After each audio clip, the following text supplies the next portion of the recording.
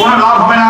আমি অবশ্যই এই চিঠি আমি আমাদের পররাষ্ট্র মন্ত্রণালয়কে অবহিত করব এবং যারা আজকে এই কৃতকর্মের সাথে এবং প্রতিনিয়ত এই প্রবাসীদেরকে হয়রানি করছে, আমি অতি সত্বর পুরো যে দূতাবাসের কর্মকর্তারা কর্মচারীরা আছে তাদের প্রত্যাহার দাবি করছি এবং তাদেরকে সেখান থেকে প্রত্যাহার করে চাকরিচ্যুত করে তাদেরকে সেখানে আমাদের যারা আমাদের জুলাই আগস্টের চেতনাকে ধারণ করে তাদেরকে আমরা সেখানে নিযুক্ত করার জন্য নিয়োগ প্রদান করার জন্য সরকারের প্রতি জোর দাবি জানাচ্ছি।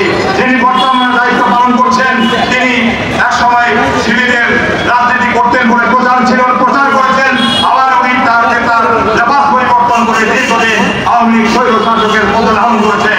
এখন আবার উনি একইভাবে ওনার হৃদয় থেকে উনি আওয়ামী লীগের সেই প্রেরণা ভালোবাসাকে উনি বিভক্ত করতে পারেননি, যার কারণে বিসর্জন দিতে পারেননি। আমি অনতিবিলম্বে এই হাই কমিশনারকে প্রত্যাহারের জন্য সরকারের প্রতি দাবি জানিয়ে সবাইকে অসংখ্য ধন্যবাদ।